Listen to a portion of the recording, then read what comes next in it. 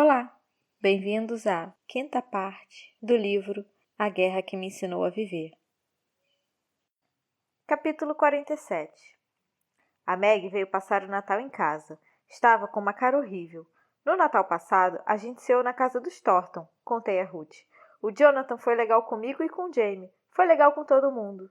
A Ruth assentiu. Quando eu fui visitar a minha mãe, nas festas de Rosh Hashanah e Yom Kippur, só conseguíamos pensar nos anos passados, com toda a nossa família na nossa casa em Dresden. O que você fez para se sentir melhor? Perguntei. Nada. Ficamos infelizes. Ela respirou fundo. É melhor ficar infeliz junto que separado, eu acho. Eu também achava. Tentamos nos alegrar. A Meg, o Jamie e eu apanhamos uma linda árvore de Natal, muito mais bonita que a feiosa do ano anterior. Aparamos os galhos de baixo e usamos as rebarbas para decorar a cornija. Eu passara o ano guardando papel, então fizemos correntes de argolinhas coloridas e estrelinhas de papel brilhante.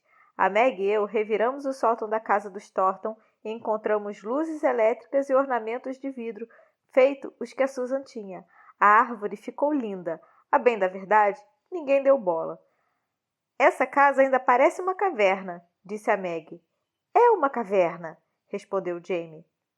Está menos sombria do que antes, eu retruquei. A Meg balançou a cabeça. Se pelo menos o blackout não tivesse que ser preto. Não tem, respondi de súbito me dando conta. Não do lado de dentro. A Meg abriu um sorriso. Tem razão! As telas do blackout eram feitas de um tecido preto e pesado, esticado por cima das armações de madeira do exato tamanho das janelas. A Meg catou umas tintas no sótão da casa dos Thornton e passamos os 2 dias seguintes pintando o lado de dentro das telas com a paisagem que víamos das janelas quando o blackout estava baixado. As árvores com o sol brilhando por entre os galhos, a bicicleta do Jamie, o galpão e o cercado da senhorita Rochester. O jardim adormecido de inverno, os montinhos de palha empilhados na terra, o abrigo antiaéreo ao lado da casa, as novas galinhas e o galo. A Ruth removeu a tela do blackout do quarto dela, pintou de branco do lado de dentro, pegou um lápis e rabiscou e apagou até ficar satisfeita. Então pintou o que havia desenhado, um caminho de pedras, árvores floridas e uma cama de tulipas multicoloridas. A minha casa na primavera, disse ela. A casa que eu tinha. Ela sorriu para mim. É besteira todo esse trabalhão por um período tão curto de tempo. A Ruth havia sido aprovada nos exames de admissão. Partiria para Oxford no início do ano, mas me agrada tornar a olhar essa vista. A gente guarda, eu disse a ela. Você vem nos visitar. Tentamos muito nos alegrar, mas não deu certo. Eu me sentia triste e ansiosa. A Meg estava agitadiça e Lady Thornton e a Susan desabaram em depressão. O resfriado de Lady Thornton também não ajudou. Não fomos à igreja na noite de Natal. Lady Thornton disse que não tinha condições de ir. A Susan, que nunca tinha gostado da igreja, decidiu ficar em casa com ela, e a Meg queria ir buscar Lord Thornton, que chegaria de trem bem na hora da missa. Ele teria que ir andando até a casa. Já não havia táxis na cidade. Vocês podem ir à igreja, Ada e Jamie, disse a Susan. Vou ficar com a mamãe, disse o Jamie. Ela não era nossa mãe. Decidi caminhar com a Meg até a estação. A Ruth veio também. O clima nessa casa está horrível, disse ela, puxando o cachecol sobre o rosto. Se isso é Natal, ainda bem que eu sou judia. Isso não é Natal, disse a Meg. A Ruth abraçou a Meg. Eu sei. Os trens costumavam atrasar durante a guerra, mas aquele chegou cedo. Chegamos à estação bem a tempo de ver Lord Thornton saindo do vagão, alto, grandalhão, de sobretudo pesado. Outro homem saiu com ele, igualmente agasalhado, depois uma mulher de casaco preto e lenço na cabeça. A Ruth deu um berro, atirou-se em cima do casal, dependurou-se neles e começou a soluçar. A mulher apertou a Ruth contra o peito, murmurando palavras que eu não entendia. O homem abraçou as duas. Palavras em alemão. Eram os pais dela. Eu observei os 3 se beijarem e abraçarem. Não conhecia ninguém que abraçasse e beijasse com tanto entusiasmo. Lord Thornton deu abraços em mim e na Meg, mas parecia incrivelmente triste. Até o sorrir para Ruth parecia cansado. Não que a Ruth tivesse percebido. Ela saiu tagarelando em alemão. Trouxe a mãe para perto de mim. Deitou a mãe no meu braço e disse qualquer coisa que fez a mãe me abrir um sorriso e me tascar um beijo bem nos lábios antes que eu pudesse recuar. Minha mãe te agradece, disse a Ruth. Agradecia por quê? Eu não sabia como responder. Uma completa estranha me beijando. Encarei a Ruth. Como se diz de nada em alemão? Bitte, respondeu a Ruth sorrindo. Bitte, repeti. A mãe da Ruth sorriu e me beijou outra vez. Por que ela está me agradecendo? Eu contei a ela tudo sobre você, respondeu a Ruth. Tudo podia ser qualquer coisa, contudo, a julgar pelo beijo, não parecia ser coisa ruim. Fomos para casa. A Ruth deu as mãos aos pais. Lord Thornton, a Meg e eu caminhamos um pouco atrás. Então soltaram a mãe da Ruth? Concluí. Os campos de internamento ingleses não são prisões, disse Lord Thornton, mas sim, soltaram. O pai passou um tempo trabalhando comigo e enfim conseguimos soltar a mãe. Ela vai poder morar com Herr Schmidt e a Ruth. A Ruth vai para Oxford. Isso. O senhor trabalha perto de Oxford, então? Sempre quiséramos saber que tipo de trabalho de guerra Lord Thornton fazia. Ele não podia dizer, mas não significava que não pudéssemos tentar arrancar. Ele me olhou do alto, pela lateral do nariz, e não respondeu. Doidice. O pai da Ruth falava um pouco de inglês, a mãe, menos. Ela dizia frases compridas em alemão para Lady Thornton e para Susan, meneando a cabeça e sorrindo, e Lady Thornton e a Susan assentiam de volta como se entendessem. O que foi que ela disse? Perguntei a Susan. A Susan olhou para mim. Você entendeu tanto quanto eu. O engraçado era que eu entendia. Frau Schmid dizia a nós o quanto estava feliz por termos cuidado da Ruth e feliz por conhecer as mulheres que haviam dado uma casa à sua filha. Eu não conseguia traduzir as palavras, mas compreendi o significado. Lady Thornton havia sido uma péssima anfitriã para Ruth, mas agora estava sendo gentil. Apesar do resfriado e do luto, sorriu para os Schmid. Disse coisas agradáveis. Pendurou seus casacos e mandou que o James subisse com as malas. Foi até a copa e retornou com uma garrafa de vinho. Todos os adultos tomaram uma taça e brindaram. Foi bastante civilizado. A Ruth sorria de orelha a orelha. Aquele acabou sendo o melhor momento do Natal. Penduramos nossas meias na lareira. Até a Ruth, por insistência do Jamie, mesmo torcendo o nariz. De manhã, cada uma continha um pedaço de doce e um shilling. Comemos o equivalente a 1 mês de bacon e 1 dúzia de ovos, escutando canções natalinas no rádio. Acendemos a lareira, cujo fogo fazia dançarem os enfeites da árvore de Natal. O sol brilhava. Teria sido um dia glorioso, exceto pelo fantasma do Jonathan. No ano anterior, o Jonathan estivera conosco. Contara piadas à mesa, fora divertido e agradável. As lembranças do Jonathan eram como dragões, criaturas reais e imaginárias, ferozes e aladas. Lembranças da mãe me atingiram feito pedras, feito carvão. Tentei evocar uma única lembrança feliz da minha mãe. Se a mãe tivesse vindo morar com a gente, na casa da Susan, poderia ter aprendido a ser feliz? Alguma coisa poderia tê-la transformado em alguém melhor? Eu jamais saberia. Respire, disse a Susan me abraçando. Uma respiração de cada vez. A gente vai passar por isso. A Susan, a mãe da Ruth e Lady Thornton começaram a preparar o jantar. Lord Thornton e o pai da Ruth foram jogar gamão. A Meg, a Ruth, o Jamie e eu fomos ajudar o Fred nos estábulos e trazê-lo para o jantar.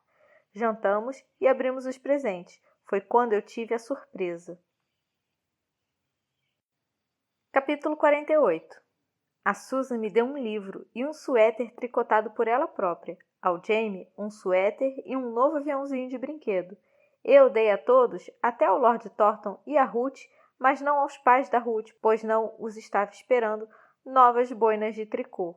Comecei a sentir uma energia estranha vindo de Lord e de Lady Thornton. Fiquei nervosa. Era um pouco feito a energia que a mãe emanava antes de começar a esbofetear os outros. Mais amigável, porém parecida. Colei-me a Susan, que pareceu tão intrigada quanto eu, ao ver Lord Thornton apoiar no meu colo uma caixa embrulhada. Espere, ele disse, quando eu o apanhei. Eu quero ler uma coisa antes. Ele tirou do paletó um envelope que continha uma carta. Estava velha e amassada, como se tivesse sido dobrada e redobrada incontáveis vezes. Lord Thornton pigarreou, fez uma pausa, engoliu e tornou a pigarrear, e então falou com a voz trêmula. Caro Lord Thornton, ele leu. Eu devia ter escrito antes, sei disso, mas tem sido meio... Bem, não vou me justificar. Eu devia ter escrito antes. Sinto muito. Seu filho John era um amigo muito próximo. Era um bom piloto e um homem de coragem. Tenho certeza que o senhor ouviu a história da nossa última aventura, mas achei que deveria relatar o meu ponto de vista. A vida de piloto, depois de um tempo, fica muito difícil. Voamos noite após noite, sempre sem o retorno de alguns aviões. Você começa a pensar todas as noites que será o próximo, e isso é muito desgastante, consome as entranhas. Não é exatamente medo, é como se a espera fosse insuportável. De todo modo, certa noite, o Johnny veio me chamar. Já bem tarde. Estávamos ambos de folga e deveríamos estar dormindo, mas, às vezes, por mais cansados que estejamos, não conseguimos dormir. O Johnny perguntou se eu estava a fim de uma aventura, e eu naturalmente confirmei. Ele havia pegado 2 motocicletas emprestadas. Contou que queria cumprir uma promessa que havia feito e achava melhor fazer enquanto era tempo. Então, adentramos a noite na total escuridão, enfrentando mais frio do que devia estar. De todo modo, dali a umas 2 horas, nós chegamos a um chalé no interior de uma imensa propriedade. A princípio não percebi que era a casa do senhor. O John não falava desse tipo de coisa. Ele entrou sorrateiro pelos fundos e atirou pedrinha numa das janelas. Logo em seguida surgiram umas meninas em idade escolar, esfregando os olhos de sono. A irmã do John era a cara dele, claro. Então, vi 2 meninas de cabelo escuro que talvez fossem irmãs, uma mais jovem, uma mais velha. Todos subimos nas motocas e seguimos até o fundo do casarão, onde estavam os estábulos. O John perguntou se eu cavalgava. Eu disse nunca na vida, meu irmão. Cresci na cidade de Liverpool, sem muitos cavalos por perto. Então ele me pediu para seguir de moto, mas em silêncio, para não acordar o velho criado. As garotas chegaram com os cavalos. O John pegou um e, em seguida, o vi largar a garotinha mais nova de cabelo castanho sobre a sela do maior cavalo. Os olhinhos dela brilhavam. Eu nunca ia querer me sentar naquele bicho, que me parecia bufante e feroz. Mas a garota estava tão empolgada que eu soube que aquela havia sido a promessa feita pelo John. Eles seguiram pelos pastos e eu fui atrás. Então, alguma coisa assustou o cavalão, que desatou a correr ligeiro e furioso, como se tivesse sido ejetado de um canhão. A garotinha quicou em cima dele por um instante. Honestamente, achei que ela fosse se machucar, e a próxima coisa que vi foi a pequena dominar o estribo feito um jockey competidor do Grand National. Ela disparou a voar pelos pastos. Os outros galoparam atrás, mas sem alcançá-la, e eu só conseguia crer que teríamos de chamar uma ambulância. No fim das contas, o cavalo parou. A garotinha olhou para trás. Tinha os cabelos soltos, as bochechinhas rosadas e gargalhava. Não estava com medo, nem um tiquinho, e disse: "Foi incrível, Jonathan. Ah, obrigada." Tivemos que correr para retornar a tempo. Deixamos as garotas com os cavalos e quaisquer explicações que tivessem que inventar. Presumi que a garota do cavalo do John fosse mais uma filha dos ricaços locais, mas quando voltamos à pista de pouso, ele me disse que não. Contou que ela era do leste de Londres, da parte ruim, e havia sido evacuada no início da guerra. Que chegou sem condições de andar. Você viu a carinha dela? Viu que coragem? Eu disse que tinha visto. Mais tarde, naquele dia, ele disse: "É por isso que estamos lutando, por esse tipo de coragem. Não podemos nos deixar abater, porque estamos lutando pelo espírito da Inglaterra." Eu sabia do que ele estava falando. De alguma forma, saber que ainda há pastos verdes e crianças cheias de coragem gargalhando neles, mesmo no meio dessa guerra, faz um homem se sentir melhor. O John disse que daria a seu avião o nome de Invencível Ada e pintaria o nome na cauda. Ele não teve a chance, mas teve o desejo, e eu queria que o senhor soubesse. Se puder contar tudo isso à menina de nome Ada, acho que John ia gostar que ela soubesse também. Lord Thornton dobrou a carta, pôs de volta no envelope e o retornou ao bolso. Assentiu para mim. "Abra seu presente, minha querida." Dentro da caixa havia um cabresto de couro, limpo, flexível e polido com óleo. Na barra da faceira havia uma plaquinha de metal onde se lia Oban. Era o cabresto do Oban. Não entendi, eu disse. Lady Thornton parecia feroz, quase raivosa. Estamos dando ele a você, respondeu ela. Estamos te dando o cavalo. Vocês não podem fazer isso. Ele é do Jonathan. Acredito que esse tenha sido o momento em que eu de fato compreendi a morte. Quer dizer, eu sabia o que significava estar morto. Sabia que o Jonathan, o meu pai, a minha mãe, a família do Stephen White, a Beck e todas as outras pessoas que haviam morrido não iriam retornar. Até então, porém, eu não compreendia de verdade. Se está difícil entender, bem, muita coisa é. Ninguém disse nada. Todos os olhos da sala se voltaram para mim.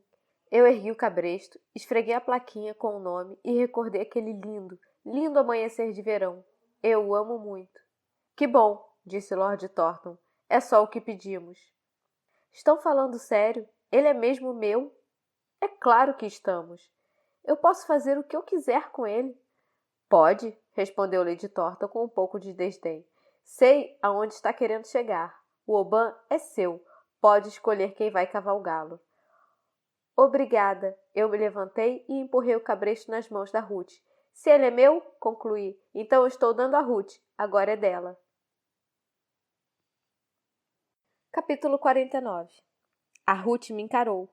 Eu sou judia, ela disse. Não ganho presentes de Natal. Não é presente de Natal, respondi. É um presente de amizade. É um presente de irmã. Você ouviu o que o amigo do Jonathan disse. Ele achava que éramos irmãs. Eu tenho manteiga. Não preciso do Oban. Você precisa. Estou indo embora na semana que vem, disse a Ruth agarrando o cabresto. Não posso levar um cavalo. Você volta de vez em quando. Eu cuido dele para você enquanto isso. A Ruth curvou o corpo por sobre o cabresto. Seus ombros tremiam. Sua mãe a abraçou e disse qualquer coisa baixinho em alemão. A Ruth respondeu em alemão, sem erguer a cabeça. Pelo amor de Deus, disse Lady Thornton irritada. Pois é, disse a Susan. Eu diria que sim. Dava para ver que Lady Thornton não tinha gostado da minha atitude, mas ela não podia voltar atrás. Não consegui saber o que Lord Thornton achava, mas também não liguei. A Meg sorria, o Jamie também. Venha me ajudar a fazer o chá, Ada, disse a Susan, caminhando até a cozinha. Está com raiva? Perguntei a ela quando estávamos só nós duas. É claro que não. Por que eu estaria? Só que o Oban é um cavalo muito mais refinado que o Manteiga. Até eu sei disso. A Ruth é uma jockey mais refinada que eu. Além do mais, eu amo o Manteiga. Além do mais, por que eu precisaria de mais de um cavalo? A Susan riu. Você se surpreenderia com a quantidade de coisas que as pessoas creem necessitar. Eu dei de ombros. Estamos em guerra. Pois é, e você está vencendo. Só acho justo deixar um alerta. Quando Lady Thornton tiver tempo para pensar, acho que não vai ficar nada feliz com isso. A Susan tinha razão. Durante toda a noite de Natal, eu sentia a raiva de Lady Thornton se aprumando. Via avançando feito uma tempestade, cruzando o mar por sobre a minha colina de vigia. Ela sentia raiva por eu ter dado o Oban e ainda por cima a uma alemã judia. Sentia raiva por saber que o Jonathan tinha vindo por mim e pela Meg, não por ela. Estava com muita raiva por não lhe termos dado a chance de vê-lo pela última vez. Também estava com raiva porque o Jonathan queria dar o meu nome ao avião. Ela não dizia nada, mas eu sabia. Você devia ter me contado, disse Lady Thornton a Meg na manhã seguinte. Era dia 26, aniversário da caça ao tesouro. Lembrei-me do Jonathan freando o Oban quando eu caí na vala, dele dizendo que estava tentando ser cavalheiro. Recordei o sorriso dele e tornei a sentir toda a dor daquela perda. Se era tão ruim assim para mim, devia ser muito pior para os Thornton. Eu prometi ao Jonathan que guardaria segredo, retrucou a Meg. Pois devia ter me contado antes de prometer. Não devia ter prometido, devia ter contado em primeiro lugar. Eu não podia, gritou a Meg. Subiu as escadas correndo, engasgada em lágrimas meio contidas. Lady Thornton se virou para mim. Você devia também. Eu deveria ter dedurado a Meg ou quebrado a promessa ao Jonathan? Qual das duas coisas? Estou feliz por não ter feito nenhuma delas. respondi. Eu sabia que não devia ser grosseira, devia ser grata. Quanto pior era a atitude de Lady Thornton, no entanto, menos gratidão eu sentia. Ruth e Lord Thornton levaram os pais da Ruth aos estábulos para conhecer o Oban. Os Schmid sabiam tanto sobre cavalos que Lord Thornton combinou com todos nós uma cavalgada naquela tarde. Eu, a Meg, a Ruth, Lord Thornton e os pais da Ruth. Você também, disse ele a Lady Thornton. Creio que não, ela respondeu de cara torta. Vai ser bom para nós. Não. Mesmo assim, o grupo foi. Galopamos, saltamos e passamos 2 horas felizes. O Oban cavalgou lindamente. A Ruth era só sorrisos.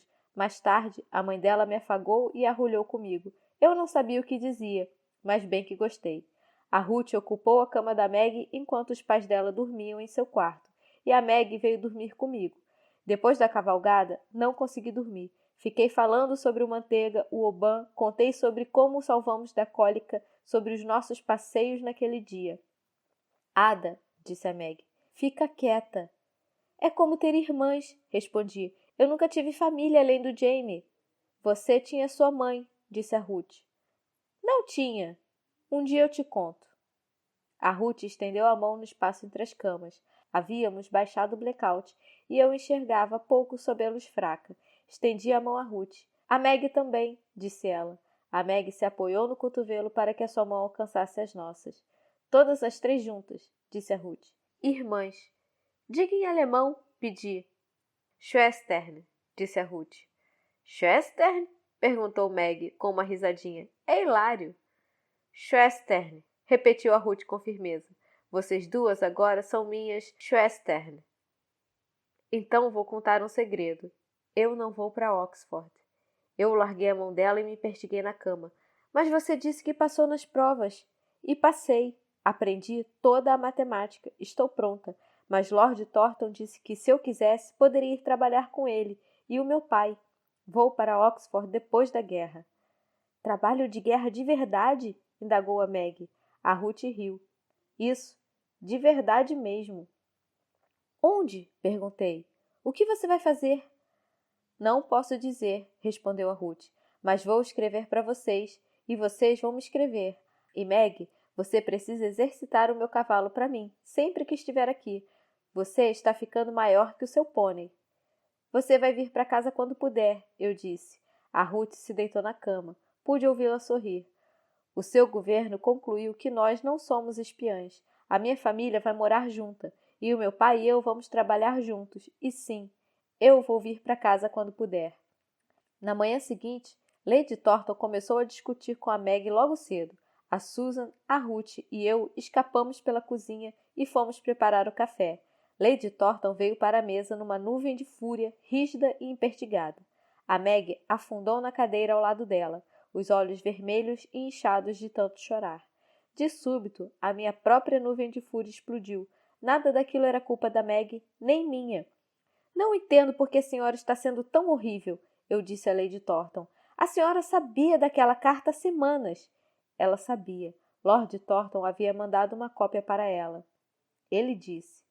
Foi difícil ouvir a carta ser lida em voz alta, respondeu Lady Thornton. E quando penso no ato de traição da minha própria filha... A senhora não precisava ter relido. Podia ter guardado o segredo ou entregado a nós para lermos. Ela torceu o nariz. Foi uma decisão de Lord Thornton. Eu me aprumei. Então se irrite com ele, retruquei, encarando Lady Thornton nos olhos. Não com a Meg. A senhora está deixando ela infeliz por uma coisa que ela não pode consertar. Não é justo. Manchas vermelhas surgiram nas bochechas de Lady Thornton. Eu não creio que mereça ser repreendida por alguém como você. Ah, disse a Susan. Eu mantive o olhar cravado em Lady Thornton, mesmo com o coração às marteladas. A senhora não merece uma filha como a Meg. É uma mãe horrível. Todo mundo na cozinha congelou.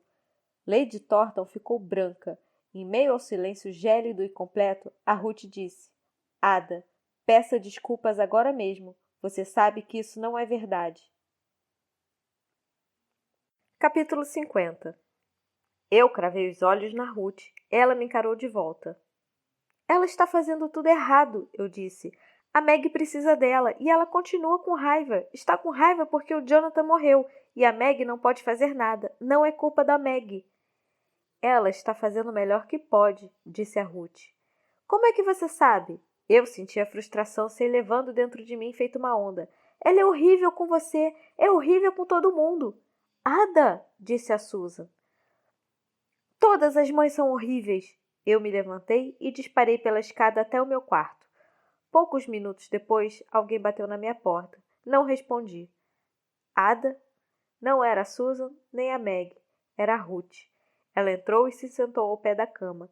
Eu estava enroscada na colcha só com os olhos de fora. Não estava chorando. A Susan contou que a época do Natal é difícil para você, disse ela.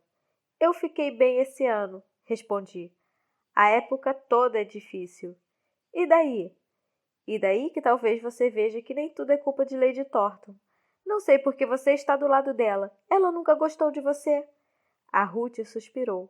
Eu não estou do lado de ninguém. O que você disse foi horrível, que ela não merecia ter a Meg, sendo que a Meg é a única coisa que sobrou para ela. Ela não devia ser tão ruim com a Meg. Devia escutar a Meg, devia amar a Meg, mesmo a Meg não sendo perfeita. Ela ama. Lady Thornton também não é perfeita. Ela ama a Meg. E como é que você sabe? Eu sabia que estava sendo indelicada. Pouco me importava. A Ruth agarrou a ponta do meu cobertor e enfiou debaixo dos pés. Nossos quartos eram sempre frios no inverno. A minha mãe é um gênio, disse ela. É o que meu pai diz, que somos inteligentes, eu e ele, mas ela é muito mais. Só que os pais dela nunca permitiram que ela fosse para a universidade, porque ela é mulher. Então, ela nunca fez nada com tanta inteligência, o que às vezes deixa ela frustrada. Daí ela fica com raiva, mas não tem nada a ver com a gente. E daí? A mãe da Ruth era gentil. Ela me beijou e acarinhou. Não era nada parecida com Lady Thornton. A minha mãe nos tirou da Alemanha, prosseguiu a Ruth. Foi persistente, tentou e tentou, até encontrar um lugar que nos acolhesse. Não teve medo de deixar a nossa casa para trás. Lamentou não ter conseguido convencer o resto da família a vir, mas foi corajosa e forte pelo meu pai e por mim. A minha mãe era um monstro, eu disse. Não consigo me lembrar de nada bom em relação a ela. Então, a sua mãe era um monstro. Não significa que a minha seja. Não significa que Lady Thornton seja. A Ruth me cutucou com os pés. As pessoas são complicadas. Você mesma não é a pessoa mais fácil de amar. Ainda assim, é a minha irmã. Eu cravei os olhos nela. Você também não é a pessoa mais fácil de amar. Tenho certeza disso, disse a Ruth. E mesmo assim você me ama. Eu também sou sua irmã. Ela continuou. Quando a minha mãe fica difícil, o que acontece com muita frequência, eu penso no olhar dela quando o nosso barco atracou na Inglaterra, na gratidão que ela sentiu, não só por ter saído da Alemanha, mas por ter me tirado da Alemanha, por eu estar a salvo. A Ruth me olhou. Lady Thornton está tentando manter a Meg a salvo. Ela está fazendo errado. Talvez. Não significa que não esteja tentando fazer certo. Eu soltei uma bufada. E daí? E daí que você precisa pedir desculpas. Eu não queria. Temi o que podia acontecer. Depois que a Ruth saiu, porém, a Meg entrou. Você não devia ter dito aquilo, ela disse. Eu estava tentando te apoiar. Eu sei. Mesmo assim, não devia ter dito. A Ruth e eu estamos indo aos estábulos com os nossos pais e a Frau Schmidt. A minha mãe vai ficar aqui. Está bem. Eu havia entendido o recado. Meu estômago doía. Minhas mãos estavam molhadas. Sentei-me no quarto gélido e me lembrei de respirar. Depois de um bom tempo, me desenrosquei da colcha, desci a escada com cautela. Lady Thornton e Susan estavam na sala, sentadas diante da lareira tomando chá. Eu não vi o Jamie. Eu não sabia o que dizer. Fui me aproximando delas. Meus joelhos tremiam. Lady Thornton e Susan ergueram o olhar e esperaram. Me desculpe por dizer que a senhora é uma péssima mãe, soltei. Lady Thornton assentiu. Obrigada. Tomou outro gole de chá. Esperei o que aconteceria em seguida.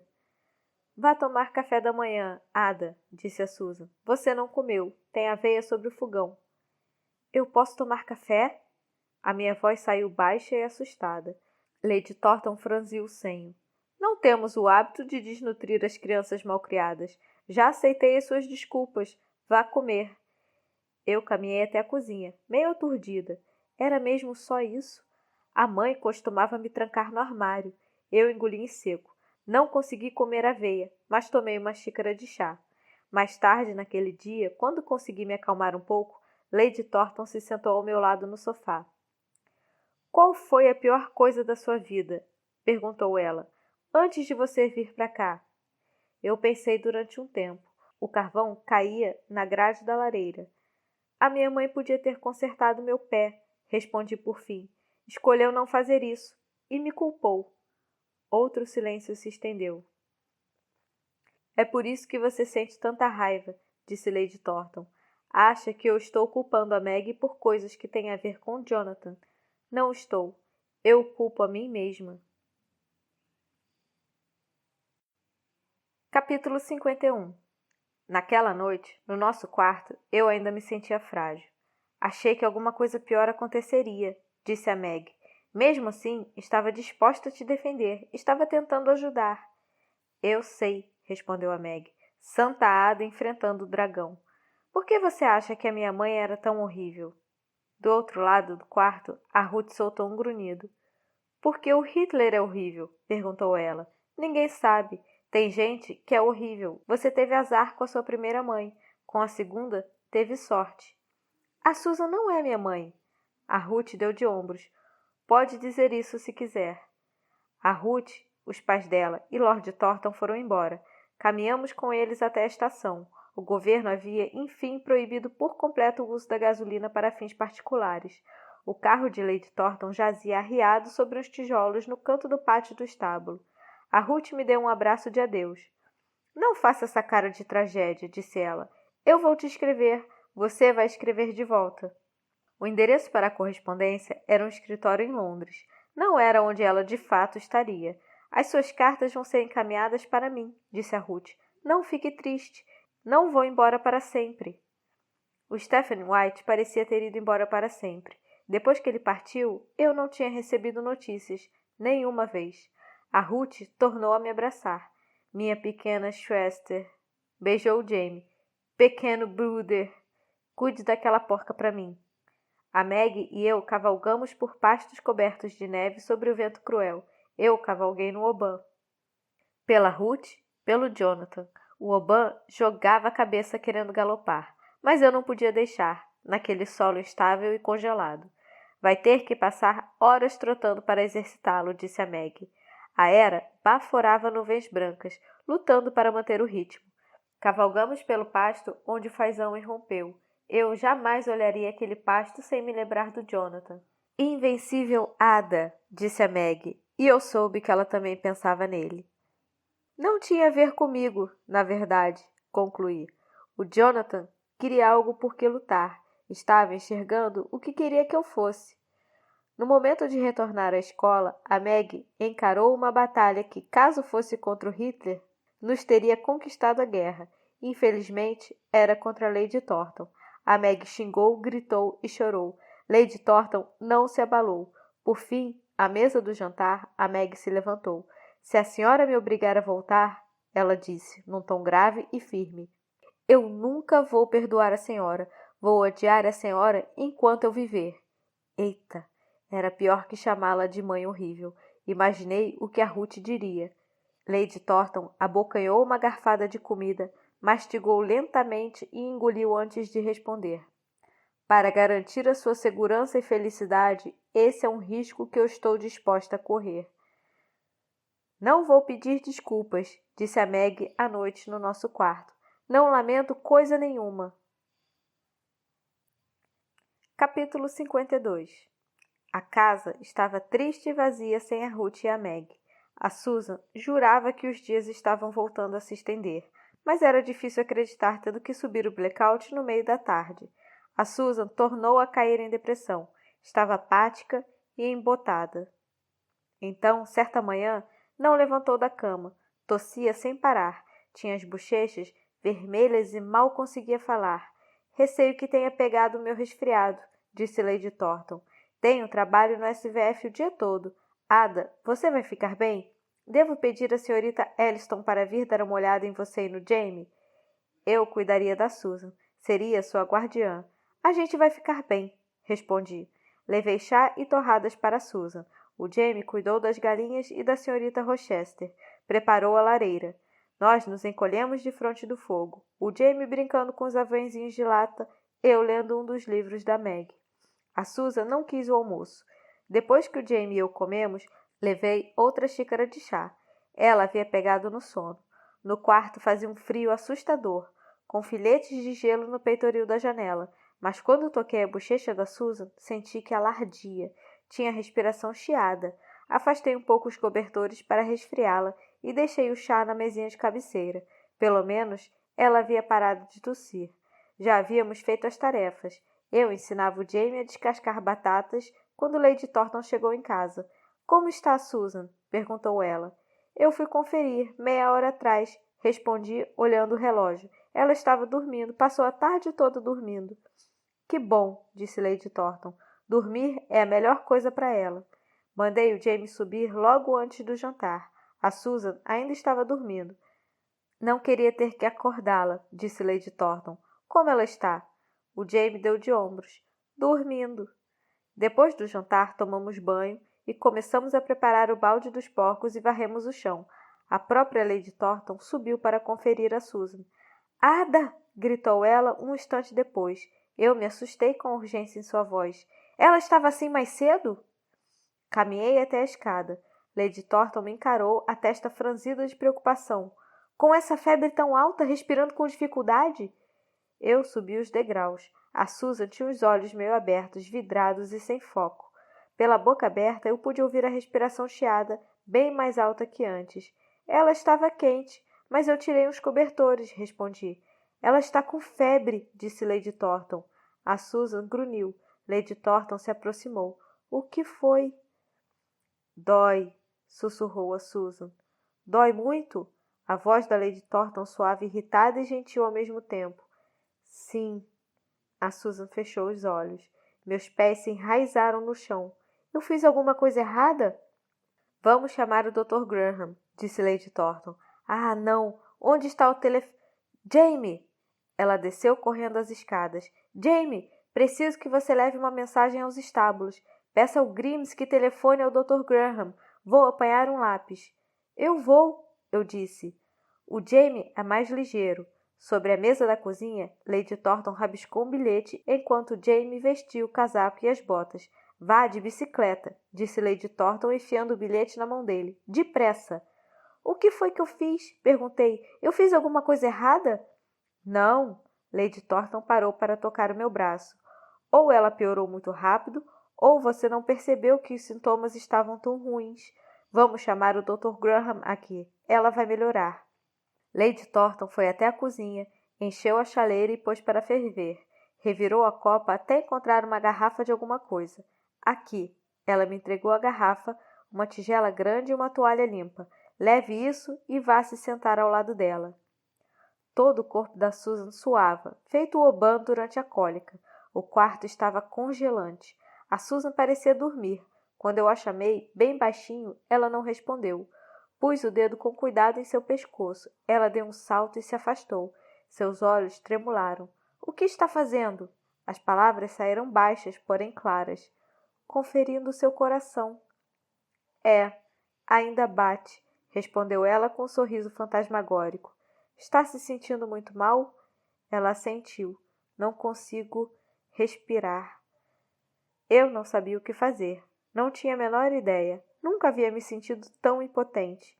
Lady Thornton chegou trazendo a chaleira fumegante. Deitou-a no chão. Vá pegar outro travesseiro. Eu peguei e ela o acomodou atrás da cabeça da Susan. Meteu a mão por baixo das suas axilas e a elevou. Agora me dê a tigela. Ela encostou a tigela no peito da Susan, despejou o líquido adstringente e o odor forte que havia na garrafa, então acrescentou a água quente da chaleira, cobriu a cabeça da Susan e a tigela com a toalha. O que é isso? Perguntei. O vapor e o mentol vão ajudar na respiração. Eu não sabia. Eu sei que você não sabia. Está tudo bem. Não esperava que soubesse. Achei que ela estava quente por causa dos cobertores, expliquei. Feito eu no hospital. Ela está com febre. É quando o corpo eleva a própria temperatura, calor interno. É sinal de que ela está lutando contra alguma infecção. Ah, eu deveria saber. De alguma forma, eu deveria saber. Não se preocupe, disse Lady Thornton. O Dr. Graham ouviu o peito da Susan com o estetoscópio, sentiu seus batimentos, mediu a temperatura e batucou os dedos em seu peito. Parecia cada vez mais preocupado. Onde fica o telefone mais próximo? Perguntou ele, olhando Lady Thornton. Nos estábulos, ela respondeu. Mais que depressa, eu me interpus. Posso levar o recado. O Fred faz a ligação. O Dr. Graham balançou a cabeça. Nós paramos no caminho para comunicar a chegada. Vou levá-la a um hospital. Tem um muito bom em Londres para tórax e pulmões. Londres? Ele me olhou. De carro não é longe. Os médicos ainda tinham permissão para dirigir. É o lugar mais próximo para o que precisamos. Lady Thornton, a senhora vem comigo? Claro, respondeu ela. Ada, enquanto eu me troco, vá apanhar a identidade e os cartões de ração da Susan. Pegue o livreto inteiro e prepare uma bolsinha para ela. Camisola, escova de dente, essas coisas. O Dr. Graham desceu as escadas com a Susan no colo, envolto em cobertores. Ela não conseguia andar. Eu nunca a vira tão pequena e indefesa. Ela soltou um gemido e forçou uma tosse, mas parecia alheia ao que acontecia. Meu coração estava disparado, como se eu tivesse corrido 1 quilômetro. Joguei a bolsa no banco de trás do carro do Dr. Graham. O frio da calçada me penetrava os pés, calçados com meias. O vento me açoitava os cabelos. Eu me debrucei na janela do passageiro. A respiração da Susan embaçava o vidro. Lady Thornton saiu, encolhida no casaco. Deixa eu ir, pedi, as palavras roucas na garganta. Ela balançou a cabeça. Sinto muito. Hospital não é lugar de criança. Eu volto daqui 1 ou 2 dias. Vou mandar o Grimes vir ficar com vocês. Ela entrou no banco de trás. O Dr. Graham passou por mim para dar a volta até a frente do carro. O que ela tem? Perguntei. Antes de bater a porta, ele me deu uma olhadela. Pneumonia. Capítulo 53. Pneumonia. Pneumonia. Eu havia ouvido essa palavra antes, mais de 2 anos antes, quando chegara à casa da Susan, quando ouvira falar da Beck, sua melhor amiga. Ela morreu de quê? Eu perguntara, e a Susan respondera. Pneumonia. É uma doença dos pulmões. Eu estava desabando. Não havia ninguém para me segurar. A Susan estava morrendo. Não havia lugar seguro para mim. O carro partiu, deixando um redemoinho de folhas mortas. O vento uivava nas árvores. Dei um passo em direção à casa, depois outro, 2 pés bons. Abri a porta. O Jamie estava na base da escada com o Bovril nos braços. Eu tinha que cuidar do Jamie. Quem cuidaria de mim? Eu não podia ir para a cama. Lá em cima estava tão frio. Não suportaria ficar sozinha no quarto sem a Maggie, sem a Ruth, sem a Susan no quarto ao lado, mesmo sem Lady Thornton. Levei os cobertores lá para baixo e pedi que o Jamie trouxesse mais carvão para a lareira. Ele fez isso com um braço só, segurando o Bovril no outro. Não o culpei. Se você se enrolar com bastante força, disse o Jamie me envolvendo com o cobertor, não vai sentir tanto medo. Era um bom conselho. Nós 2 nos enrolamos com bastante força. Apagamos todas as lâmpadas. Afastei uma mesinha baixa do caminho e puxei o sofá para a frente da lareira. Quando Fred chegou, pouco depois, me encarou, encolhida com o Jamie e o gato bem diante do fogo. Bem pensado, disse ele. Tirou as botas e foi dormir na poltrona de braços de Lady Thornton.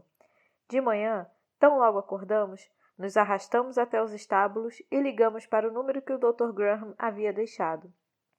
O Fred fez a chamada, já que eu não estava acostumada a telefones. Admitida e estável, disse ele ao desligar. O que isso significa? Perguntei. Não morreu, sussurrou Jamie. Não, o Fred deu uma batidinha nas costas do Jamie. Ela está no hospital, sendo cuidada. Não vai morrer. A Beck morreu, disse o Jamie. Então eu soube que ele também se lembrava. Eu era a guardiã da Susan. Deveria protegê-la. Ela deveria me proteger. Passei aquele dia inteiro e o seguinte sentindo meu tronco comprimido por uma faixa de ferro. Eu não tinha pneumonia, mas mal respirava, mal funcionava. Fazia minhas tarefas, todas que encontrasse, até as mais simples, mas sempre que tentava comer, a garganta travava e eu não conseguia engolir. À noite, não conseguia dormir. Deitei-me no sofá, me enrosquei bem firme, abracei o Jamie e o gato e fiquei escutando Fred roncar na poltrona de braços. Quando Lady Thornton voltou, no meio do segundo dia, eu desatei a chorar. Não queria, mas não consegui parar. Comecei a perguntar como estava Susan. E as palavras foram virando sílabas sem sentido, que se transformaram em lágrimas e gritos penetrantes. Lady Thornton me encarou. Eu estava parada na cozinha, soluçando. Não queria que ela me tocasse, não sabia como me acalmar. O Jamie chegou com um dos cobertores. Aqui, disse ele. Eu enrolei o cobertor no corpo. O Jamie apertou com força e me abraçou.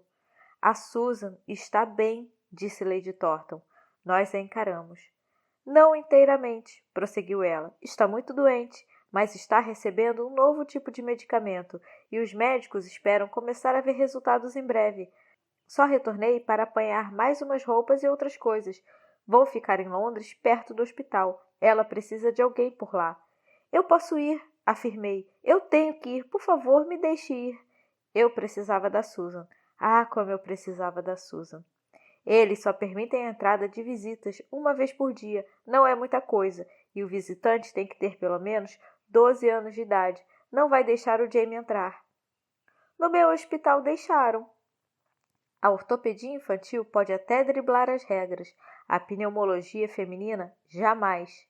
Ela me analisou. Ada, você está com uma cara horrível. Precisa se cuidar. Eu havia me cuidado apenas o necessário para não desmoronar por completo. A Beck morreu de pneumonia. Lady Thornton fechou a expressão. Tem razão. Eu tinha me esquecido. Ela refletiu por um instante. Jamie, vou perguntar à Sra. Elliston se ela pode ficar com você. Ada, pode vir comigo. Vá arrumar suas coisas. Também quero ir, disse o Jamie. Lady Thornton não respondeu. Eu sempre havia cuidado do Jamie em primeiro lugar. Ele ia se virar com os Elliston. Eu não. Capítulo 54. O Dr. Graham dissera que o caminho até Londres de carro não era longo. De trem, era. Eu havia percorrido aquele trajeto 3 vezes na vida. 2 boas, uma ruim. Essa, agora, era a pior de todas. Eu tinha que me forçar a respirar. Lady Thornton deu uma batidinha no meu joelho. Aconteça o que acontecer, ela disse, vocês vão ficar bem. Eu a encarei. Você e o Jamie não vão ficar largados no mundo. Se acontecer o pior, estou disposta a assumir a custódia de vocês dois. Eu não conseguia falar. Lord Thornton e eu, completou ela. Eu ainda não conseguia falar. Não importa, disse Lady Thornton. Abriu e revirou a bolsa. Não vai chegar a esse ponto. Ela vai ficar boa. Chegaria àquele ponto. Senão, Lady Thornton não teria dito nada. Eu sabia que devia ser grata. Devia ser grata, sem dúvida, por saber que Lady Thornton estava disposta a assumir a minha guarda e a do Jamie. Um dia eu seria grata. Naquele momento, não havia espaço. Chegamos a Londres numa total escuridão. Fiquei surpresa ao ver táxis na saída da estação. Lady Thornton chamou um. Para o Claridge's, disse ao motorista. Perdemos a hora de visita. Lá do hotel, eu telefono para o hospital. Eu remexi o cinto do casaco. Preciso ver ela. Sim, vamos amanhã na primeira hora e vemos se conseguimos falar com o médico. O horário de visitas é à tarde. Eu preciso ver ela hoje. Eu compreendo, mas você não pode. Não tenho como mudar isso. Pelo menos Lady Thornton me escutou. Não sei como o motorista do táxi circulava naquela escuridão. Avançamos pelas ruas escuras, e quando o carro parou, ainda não havia luz que indicasse onde estávamos.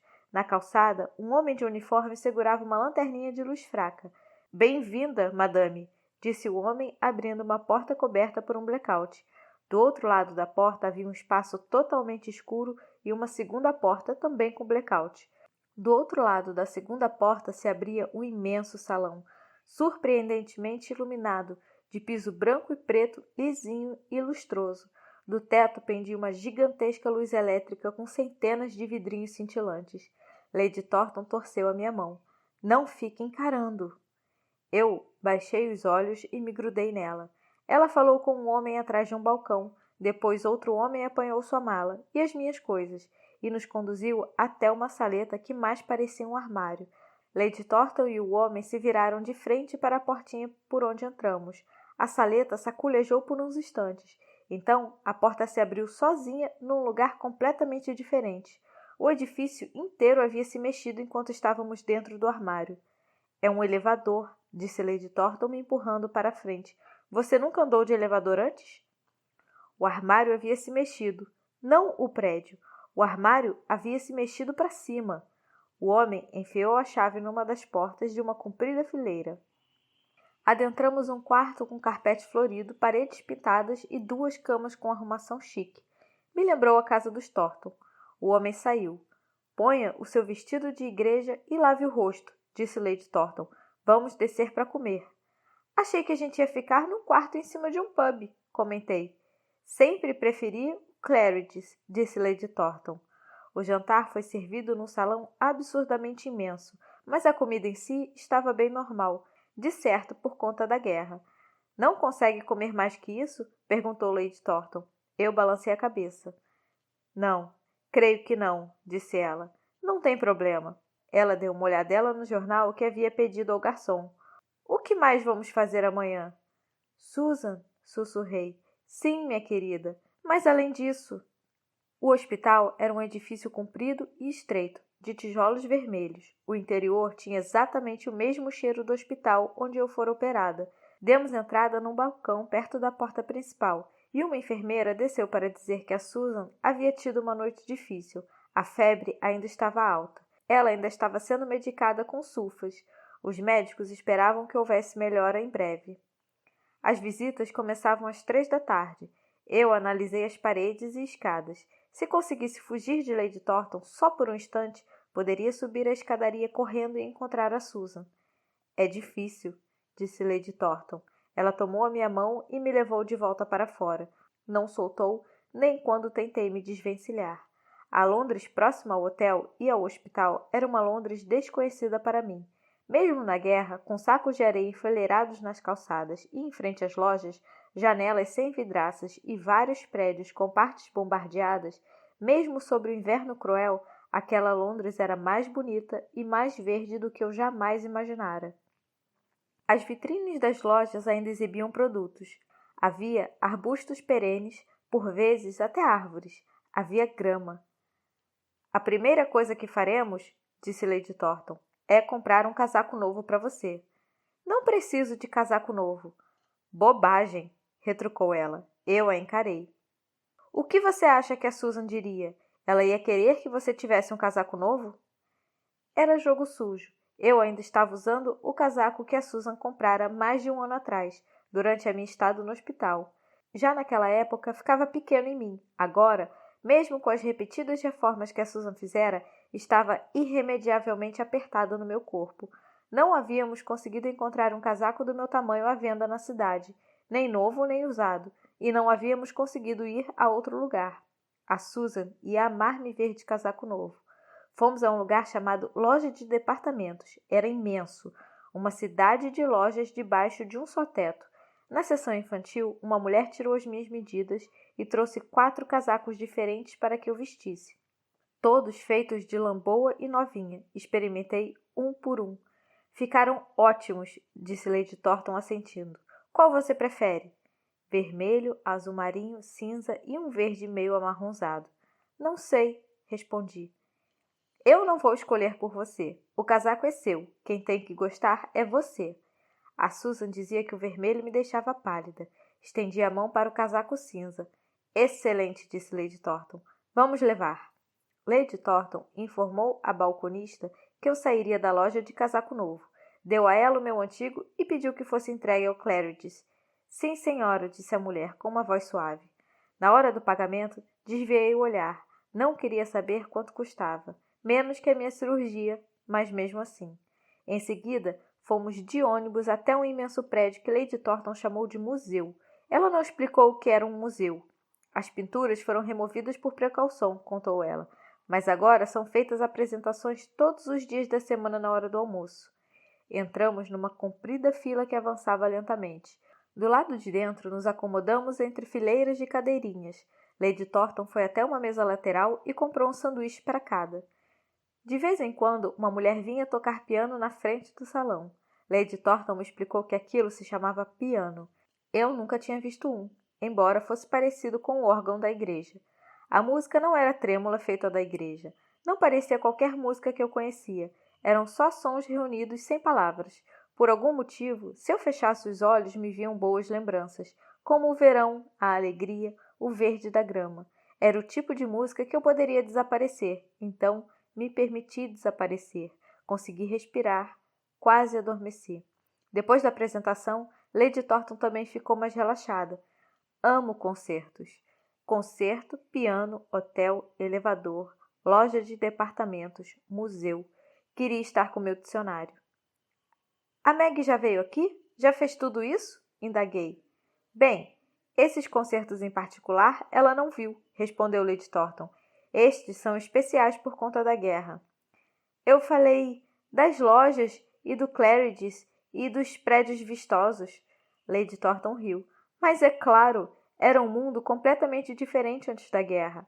A Margaret e eu costumávamos vir aqui aos fins de semana. Eu a levava às pantomimas, ao zoológico, todo tipo de coisa. Vivíamos grandes aventuras. A lembrança fez Lady Thornton abrir um enorme sorriso. Até os olhos dela estavam felizes. Caminhamos de volta ao hospital por ruas destroçadas por bombas. Alguns edifícios haviam sido parcialmente restaurados. Outros jaziam em amontoados retorcidos e depredados. Paramos para encarar uma pilha de entulhos espremida entre duas lojas, abertas normalmente. Suponho que não haja tempo para limpar essas coisas, disse Lady Thornton. No hospital, porta dentro, escada acima, um comprido corredor. Paredes brancas divididas por uma faixa de madeira escura, uma porta de madeira. Rostos desconhecidos até a última cama à esquerda, bem no final. Lá estava a Susan. Dei as últimas passadas correndo, mas parei antes de tocá-la. Eu tinha permissão de tocá-la? Ela estava dormindo, a cabeça e os ombros erguidos sobre uma pilha de travesseiros de fronha branca. Susan, disse Lady Thornton, a Ada está aqui. As pálpebras dela tremularam, abriram devagar. A Susan sorriu. Soltei um barulho meio risada, meio choro. Pode se sentar, disse Lady Thornton. Não vai machucá-la. Com muito cuidado, sentei-me na beirada da cama. Cheguei um tantinho mais perto e então inclinei a cabeça e os ombros até tocar a lateral do corpo da Susan. Eu a teria abraçado, como Jamie fazia, mas não queria dificultar sua respiração. Eu tive que trazer a menina, disse Lady Thornton. Ela estava adoecendo de preocupação. A Susan tocou meu cabelo com delicadeza. Claro, sussurrou ela. Eu precisava cuidar da Susan. Ela estava doente. Eu estava forte. Eu era a guardiã da Susan. Lady Thornton, porém, já foi apanhando as coisas da Susan que havia trazido. Lady Thornton penteou os cabelos da Susan e encheu a jarra d'água e eu simplesmente fiquei ali, ao seu lado, deixando que ela me afagasse o cabelo.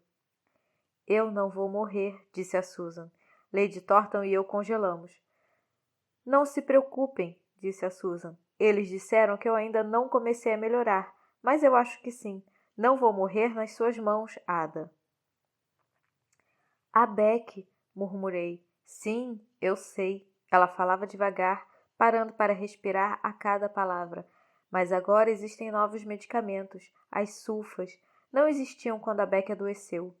São excelentes remédios, disse Lady Thornton em tom caloroso que usava ao encorajar o SVF. Estão fazendo efeito, sussurrou a Susan. Ada, eu não vou morrer. Não acreditei totalmente nela, mas acreditei um pouquinho. Capítulo 55. Na hora de ir embora, dei um beijo na bochecha da Susan. Ela ainda ardia em febre. Ao sair do quarto, senti como se a estivesse abandonando, como se estivesse sendo abandonada. Ela está sendo bem cuidada, disse Lady Thornton. Agarrou a minha mão para me forçar a apressar o passo. Eu devia estar cuidando dela. Não seja ridícula, Lady Thornton começou a dizer. Para minha surpresa, porém, ela suavizou o tom. Nós duas faríamos o possível, mas não somos médicas nem enfermeiras. Ela precisa estar no hospital. Caminhamos vários quarteirões em silêncio. Afinal de contas, concluiu Lady Thornton, a própria Susan não pôde consertar o seu pé. Você precisou de um cirurgião para isso. Na manhã seguinte, Lady Thornton me levou ao zoológico. Era imenso, extenso, feito uma fazenda com um monte de construções, e cada construção abrigava tipos diferentes de animais. Havia cabaninhas de sacos de areia, áreas destruídas por bombardeios e um prédio da Cruz Vermelha, mas a maior parte do zoológico era feito Londres.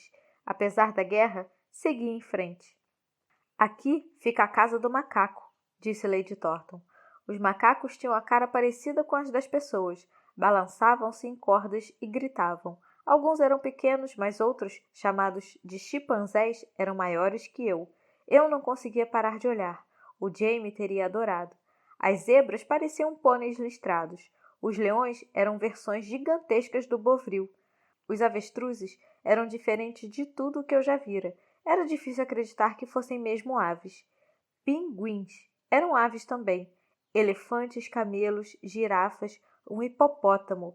Eu nunca havia imaginado que os animais fossem assim. Queria que o James estivesse aqui. Ele ficaria extasiado. Vamos arrumar um tempo para vir com ele, disse Lady Thornton. Eu só soube que o zoológico estava aberto durante a guerra quando perguntei lá no hotel. A área dos répteis estava fechada. Tiveram que abater as cobras venenosas, informou um dos guardiões, para caso houvesse um bombardeio e elas escapassem. Deslocaram o restante para o interior. Que pena, lamentou Lady Thornton. Queria mostrar especialmente a Ada o dragão. Dragão? A senhora disse que dragões eram imaginários. Os das histórias são, sem dúvida, mas existe um tipo de lagarto grandão chamado dragão de Komodo.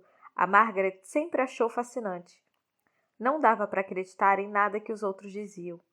Ele não voa, explicou Lady Thornton. Nem cospe fogo. Não é assim tão interessante.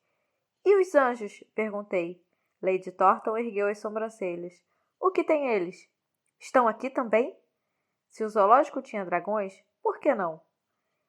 Não que eu tenha visto, disse Lady Thornton. Eu teria feito mais perguntas, mas de súbito ela abriu um sorriso. Ah, o Lago dos Patos! Devíamos ter trazido pão para os patos. Era o passatempo preferido da Margaret quando pequena. Ela apontou para a beira de um laguinho que circundava umas ilhotas. Eu me lembro dela paradinha ali, de casaquinho marrom dourado, rodeada de patos às gargalhadas. Lady Thornton tinha a voz mais suave que de costume. Ela tinha o cabelo todo cacheadinho e usava o chapeuzinho mais adorável. Adorável. Eu jamais ouvira Lady Thornton usar uma palavra dessas. Nós amávamos o zoológico, disse Lady Thornton. A Susan não melhorou, mas não piorou. Todos os dias, Lady Thornton e eu acordávamos, íamos ao hospital ter notícias da Susan, caminhávamos pelo centro de Londres e retornávamos ao hospital para o horário de visitas. Lady Thornton me levou ao palácio de Buckingham, onde morava o rei. Havia sido bombardeado, mas não muito. Mostrou-me a Torre de Londres, as casas do Parlamento e a abadia de Westminster, que era feita uma igreja, mas com um monte de tumbas dentro. Mostrou um tantão de edifícios que eram importantes para ela, mas não para mim. Não achei nenhum tão interessante quanto o zoológico. Além do mais, a Susan ainda não estava boa. Era difícil prestar atenção em qualquer coisa além da Susan. Certo dia, Lady Thornton e eu ultrapassamos pilhas de destroços e ruas devastadas e meio fechadas para chegar a uma imensa igreja chamada St. Paul. Estava quase toda intacta em meio a blocos de destruição. Ao vê-la, Lady Thornton soltou um longo suspiro. Milagre, disse ela. O que Londres faria sem essa catedral? Eu não me incomodava em visitar os prédios. Tínhamos de passar o tempo antes do horário de visitas, mas nada me chamava a atenção. Eu me via notando pequenas coisas, feitos buracos nos meios fios de concreto onde os gradeados de ferro dos parques haviam sido destruídos para a fabricação de balas e armas. Ou o balão de barragem prateado com um cabo solto sacolejando ao vento, ou um passarinho pousado numa placa de rua. Quando escrevi ao Jamie no papel chique do hotel, contei sobre as coisas pequenas, não as grandes. No quinto dia em Londres, Lady Thornton me levou até uma rua curva, ladeada de grandes prédios brancos. Foi aqui que cresci, disse ela apontando para uma porta. Terceiro andar, quarta janela, de lá para cá. criada por uma babá, depois uma governanta. Olhei para a janela. A casa toda era chique, mas a janela... A senhora vivia trancada? Só tinha aquela janela? Ah, Lady Thornton balançou a cabeça. Eu saía para as caminhadas 2 vezes por dia. Costumava ver meus pais durante 1 hora, depois do chá. Então, não vivia totalmente trancada. Era diferente, ainda assim. Às vezes eu ia a festas e chás infantis, mas até ficar maiorzinha não tinha nenhum amigo de verdade, disse Lady Thornton. Em parte foi por isso que insisti para que Meg frequentasse o internato. Nunca quis que ela fosse solitária como eu fui. Eu encarei a janela, 3º andar, feito a minha. Ao fim das contas, Lady Thornton e eu tínhamos coisas em comum. A febre da Susan cedeu. Quando fomos visitá-la naquela tarde, ela já conseguia erguer a cabeça. Inclinou o corpo para a frente, esgarçou o rosto num sorriso e me abraçou. Eu me atirei em cima dela, abracei-a e chorei. Chorei como se nunca fosse parar. Todas as lágrimas que eu não havia chorado a semana inteira desaguaram numa longa torrente. A camisola da Susan ficou empapada e cheia de ranho. Eu não liguei, nem a Susan. Eu te amo, sussurrei. Enterrei a cabeça no ombro da Susan. Me desculpe por não ter dito isso antes. Não peça desculpas, sussurrou ela de volta. Eu sei que você me ama e você também sabe que eu te amo. Na saída do hospital, Lady Thornton me tomou a mão e parou. Agora que ela está melhor, em breve nós vamos embora de Londres. A recuperação total ainda vai levar mais umas semanas, mas eu e você temos trabalhos em casa. Eu assenti. Estava com muitas saudades do Jamie, do Manteiga e do Fred. Então, eu tenho um favor a pedir. Eu te mostrei a minha Londres. Você me mostra a sua? Eu encarei perplexa. Me mostra o lugar onde você cresceu? Pediu Lady Thornton. Onde você morou? Eu não queria. Não queria voltar lá nunca mais, e ainda menos com Lady Thornton, mas ela havia me levado até a Susan. Eu não podia negar. Capítulo 56. Lady Thornton tinha o nome anotado num pedaço de papel. Meu primeiro endereço, resgatado dos arquivos do SVF, um lugar chamado Elsa Street. Eu jamais tinha sabido o nome. Elsa Street? Disse um dos homens de roupa elegante atrás do balcão do hotel. Nunca ouvi falar. Fica em Mayfair? Duvido muito, disse Lady Thornton, se aprumou e olhou o homem de esguelha. Acredito que seja na parte leste. O homem pigarreou, suspirou e, enfim, apanhou um enorme livro de mapas. Então procurou até botar o dedo numa pequenina parte de Londres. Elsa Street. Muito bom, disse Lady Thornton. Qual o melhor caminho para chegar lá? Parece longe para ir a pé. O homem engoliu em seco. Madame, não dá para andar até lá, não. Pegamos um trem? Seria uma boa aventura. Não chegam trens lá, madame, respondeu o homem. Lady Thornton se encheu de arrogância. Como assim? Não chegam trens? Estamos falando da cidade de Londres, não de onde Judas perdeu as botas. Madame, o homem empurrou o mapa para ela. A linha central estava em expansão até Bethnal Green, mas foi interrompida por conta da guerra. Não passa trem ali perto. Então vamos de táxi, disse Lady Thornton. O porteiro arrumou um táxi para ela. O motorista ficou horrorizado. Elsa Street? A senhora não pode... Já não aguento mais, disse Lady Thornton num tom amável. Que me digam o que querer e não querer. Ela se virou para mim enquanto o táxi começava a andar. Você morou lá, Ada. Sentia que era inseguro? Eu ainda não estava entendendo. Você se sentia insegura? Insistiu Lady Thornton. Eu nunca me sentia segura, respondi. Depois de um longo instante, durante o qual ela me encarou, concluí. Acho que era por causa da mãe, não da rua. O Jamie vivia inseguro? Perguntou ela. Pobre, sim. Desnutrido, sim. Mas inseguro? Como criança? Eu não sabia. Como poderia saber? À luz do dia, acrescentou Lady Thornton, como se fizesse alguma diferença.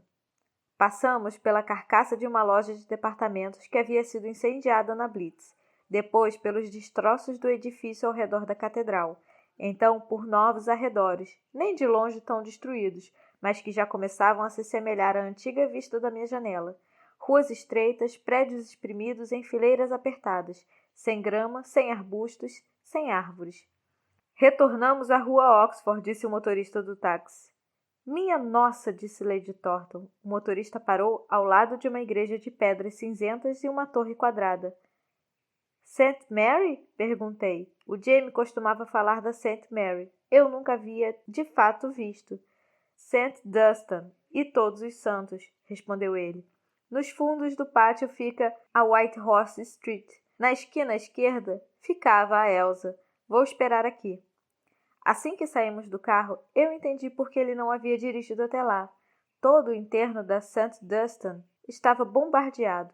As antigas casas e lojas em frente à igreja agora se resumiam a tijolos e tábuas quebradas.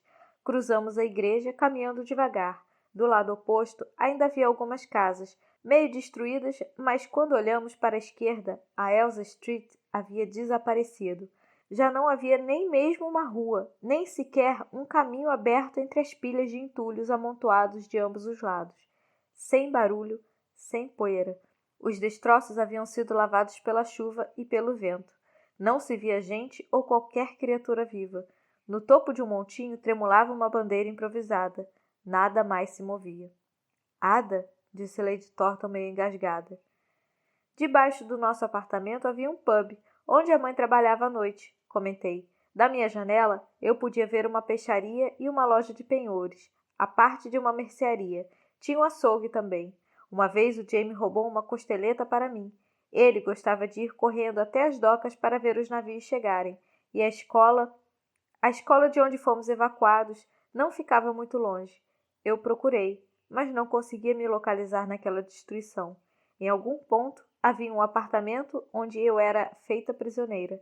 Em algum lugar, uma travessa cheia de gente que eu reconhecia, que às vezes parava para acenar para mim. Talvez tivesse sido ali. Já não existia mais. Lady Thornton tinha lágrimas nos olhos. A mãe estava morta. Elsa Street havia desaparecido. Eu realmente não voltaria. Nunca. Nunca mais. Apertei a mão de Lady Thornton. Obrigada. Ah, minha querida, ela disse, entrelaçando os dedos nos meus. Isso poderia ter acontecido com você. Capítulo 57. Eu estava viva. A Susan estava viva. Lady Thornton e eu voltamos para casa, deixando a Susan em Londres para terminar a recuperação. Eu podia vê-la sentada na cama do hospital, lendo as cartas que eu e o Jamie mandávamos. Então estava tudo bem. Difícil, mas bem. Escrevi para o endereço de Londres da Ruth. A carta de alguma forma chegou a ela, fosse lá onde ela estivesse, e ela respondeu. Fico tão feliz pela Susan, mande minhas lembranças a ela. Contei a Ruth sobre a rua em que vivia. Agora você não tem casa, feito eu, escreveu ela. A gente tem casa, escrevi de volta. O Jamie disse que a nossa casa, caverna, cabe todo mundo. Na casa dos Elliston, o Jamie dormia numa cama acoplada a um armário próximo à parede da cozinha. Era aconchegante e parecia mesmo uma caverninha. Quase fiquei com inveja quando vi. Os Ellistons gostaram de mim, contou o Jamie. Gostaram de ter um menino na fazenda outra vez. Semanas depois, a Susan voltou para casa. O Dr. Graham foi buscá-la para poupá-la da viagem de trem. Ela respirava bem, mas ainda estava muito fraca. Lady Thornton e eu planejamos e cozinhamos uma refeição de gala em comemoração. Uma galinha assada Penélope, salada de agrião, frutas enlatadas que estavam guardadas para uma ocasião especial e um pudim que levou o último pote de geleia de amoras do verão anterior. Convidamos todo mundo. O Dr. Graham, o Fred, os Ellistons, as lavradeiras, todo mundo menos a Maggie que ainda estava presa na escola. Uma galinha para 10 pessoas não era muito, mas estava deliciosa, e para compensar, eu assei uma montanha de batatas como acompanhamento. Eu não conseguia parar de encarar a Susan. Só queria olhar para ela, botar açúcar extra no chá dela, olhar enquanto ela bebia, olhar enquanto ela respirava. Ada, disse a Susan lá pelo meio da noite, pare de me rondar, eu estou bem. Não estou rondando, como se eu soubesse o que isso significava. Está rondando, está colada em mim feito um beija-flor, feito uma mosca. Você está, não há dúvida. Pode relaxar agora. Estou relaxada. Nunca foi sua função cuidar de mim. Era sim, devia ser. Esse é outro significado, disse ela como se lesse a minha mente. Essa definição de pupilar não cabe a nós.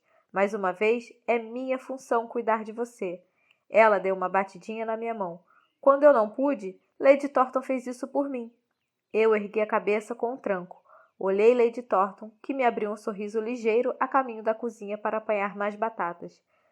Pois é, confirmei, engolindo em seco.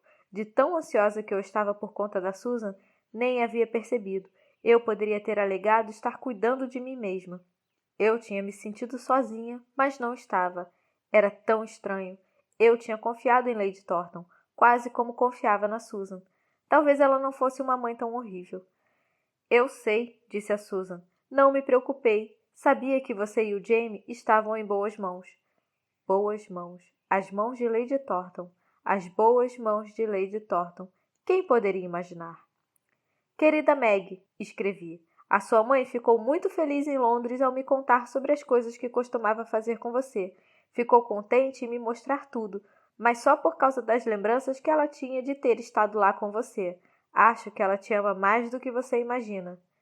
Querida Ada, escreveu a Meg, estou muito infeliz. Diga à minha mãe que eu preciso voltar para casa.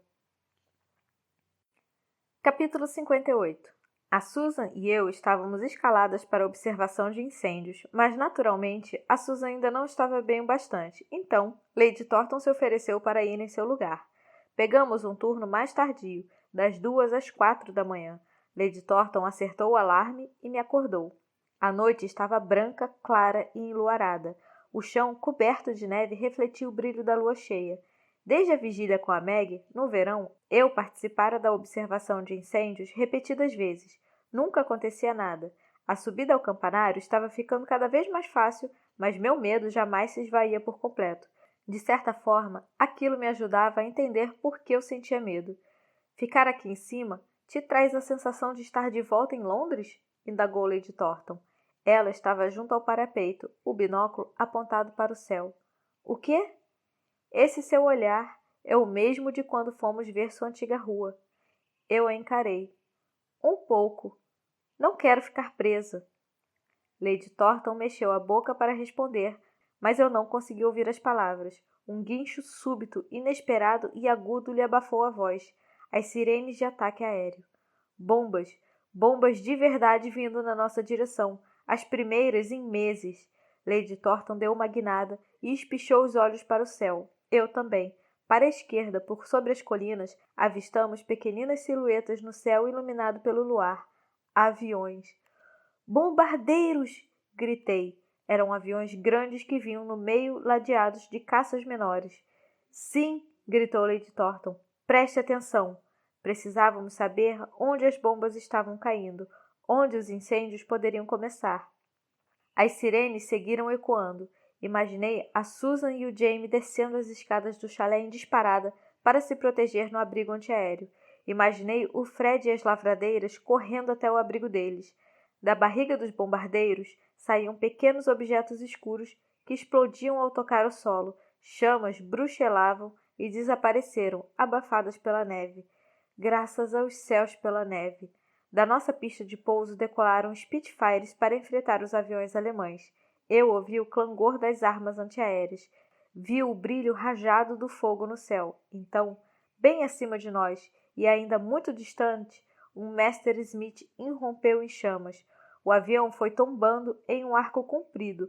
Passou estrondeante pelo campanário a centímetros de nós e desabou bem na rua principal do vilarejo, com um terrível estrépito de metal retorcido, estilhaços de vidro e tijolos espatifados.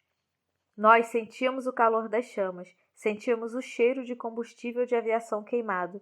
Lady Thornton e eu permanecemos no campanário, atentas, até que soassem as sirenes sinalizando o fim do ataque aéreo, até que o resto do esquadrão alemão estivesse sobrevoando o canal e tivéssemos certeza de que nada além do Messerschmitt estava pegando fogo.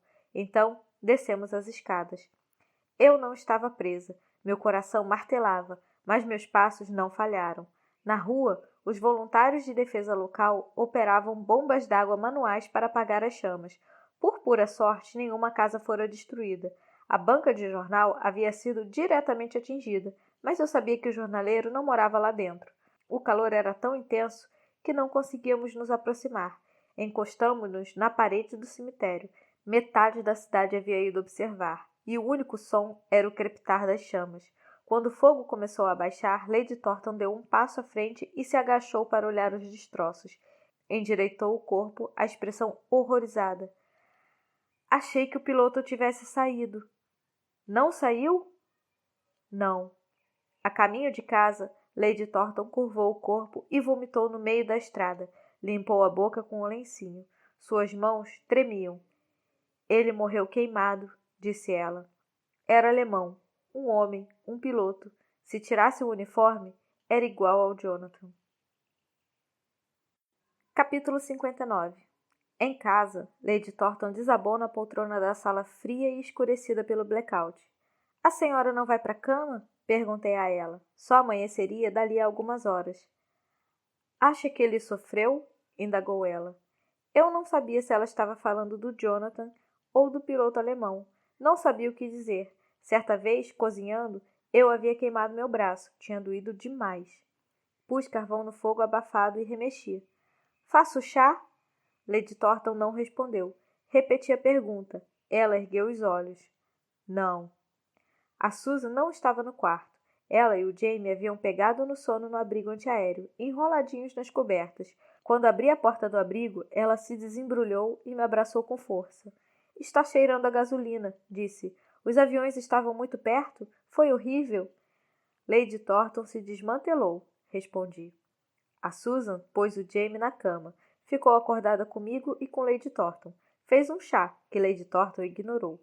Cobriu Lady Thornton e se sentou ao lado dela sobre a escuridão fria da manhã. Vai dormir, Ada, disse a Susan. Agora é meu turno. Eu subi para o quarto vazio e me entoquei sobre os cobertores. Após um longo tempo, caí no sono. Horas depois, o Jamie me acordou com sacudidelas. A mamãe está dormindo no sofá, ele disse. Lady Thornton está de olhos abertos, mas não fala nada. Não importa o que eu diga, ela nem olha para mim. Ela viu um piloto morto na cidade, daquele avião alemão que caiu. O Jamie franziu a testa. Então ela não consegue falar porque está muito triste? Isso mesmo. Eu afastei os cobertores. Vem cá, preciso da sua ajuda. Lady Thornton estava presa. Eu sabia o que tinha que fazer. Capítulo 60. O Jamie já tinha dado de comer à senhorita Rochester, ao Bovril e às galinhas. Eu calcei as meias mais grossas e vesti o suéter mais quentinho. Peguei minha caixa especial na prateleira de livros e apanhei os xilins que havia guardado. Meti todos no bolso. Lá embaixo, preparei o café da manhã para o Jamie e para mim. A Susan ainda dormia e Lady Thornton estava do jeitinho que Jamie havia dito, olhos abertos, imóvel, sofrida. Eu apertei sua mão com força. Ela deu um pinote, mas desviou o olhar. Ela está me dando medo, sussurrou o Jamie. Eu dei a ele um bilhete que havia rascunhado. Quando a Susan acordar, entregue isso a ela, mas não a acorde. Espere ela se levantar sozinha. O Jamie leu o bilhete e olhou para mim. Por quê? Eu estava vestindo o casaco e o chapéu. Aonde você vai? É segredo, respondi. É para a guerra. O Jamie arregalou os olhos. Não se preocupe, é totalmente seguro. Que nem o trabalho da Ruth? Isso, eu disse. Dei-lhe um beijo.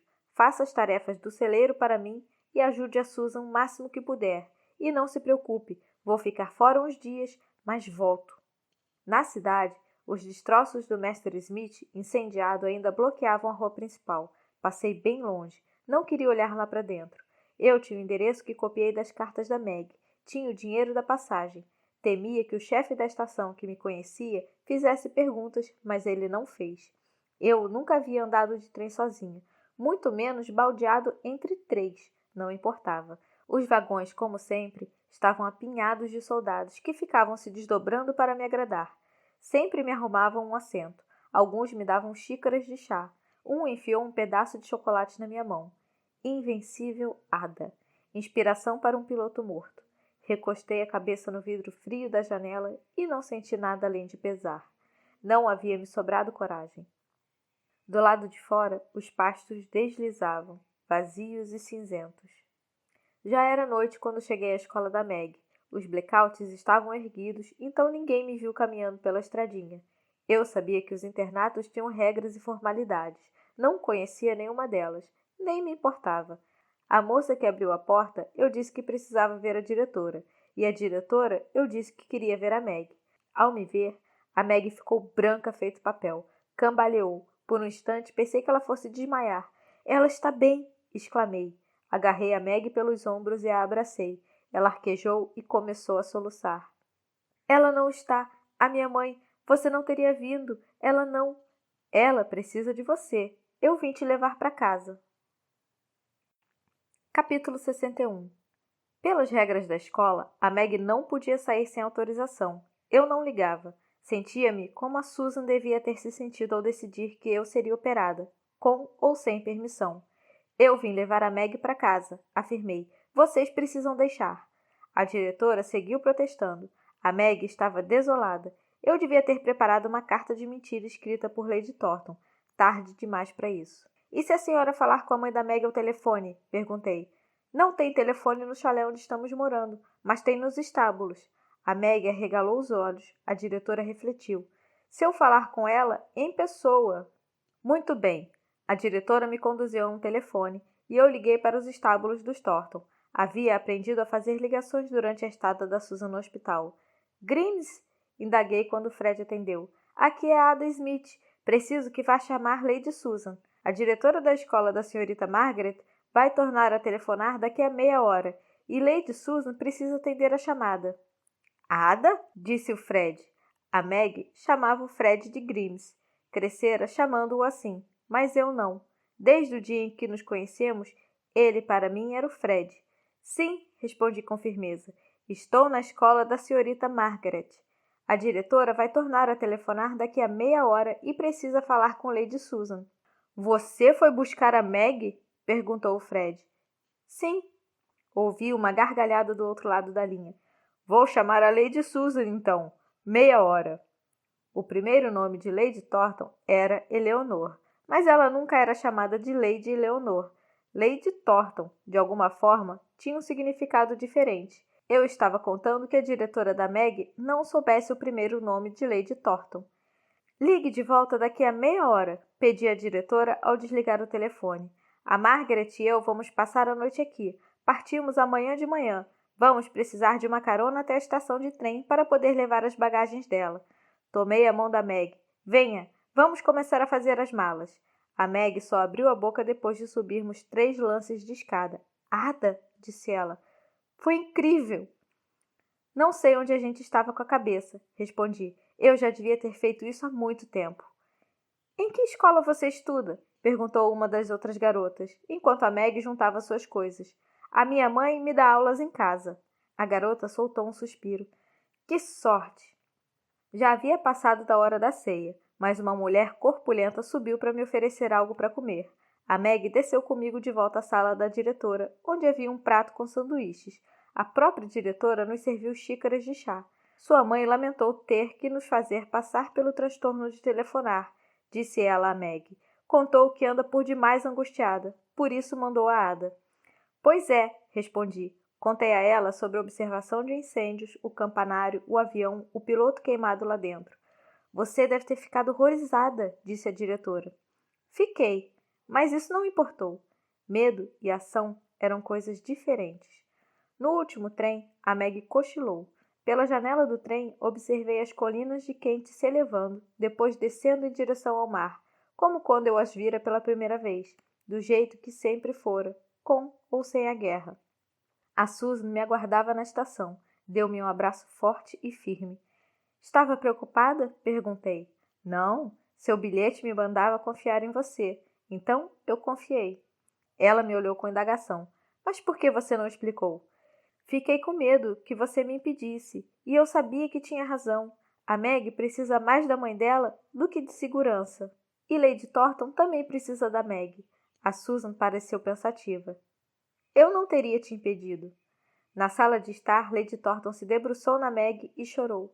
O Jamie ficou nervoso. Então, o levei até a cozinha e fui ensiná-lo a fazer torta Lord Woolton, enquanto a Susan preparava um chá.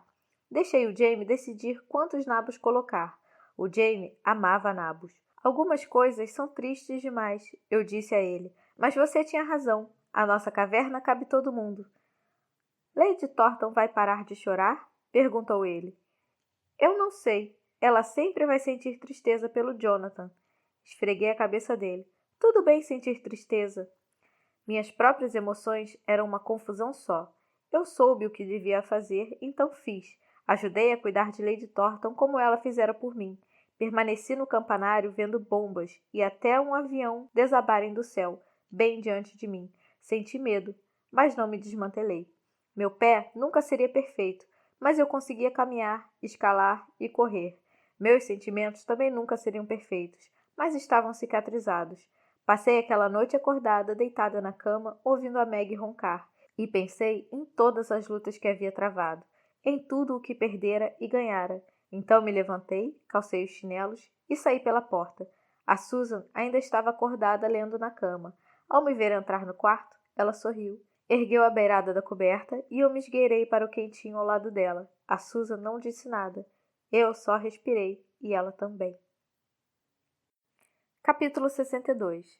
Lady Thornton não disse nada sobre eu ter ido buscar a Meg. Devia ter passado aquele tempo todo cheia de saudade. Algumas semanas depois, Lord Thornton veio passar o fim de semana em casa. Trouxe uma grande lata quadrada de um novo tipo de carne americana. Apresuntado, disse Lord Thornton. É um tipo de presunto apimentado. O homem da venda disse que se assemelha à salsicha. Lady Thornton ergueu a sobrancelha. E quanto custou isso? Lord Thornton abriu um sorriso. 16 pontos. As comidas raras ou incomuns haviam passado a ser racionadas por sistema de pontos.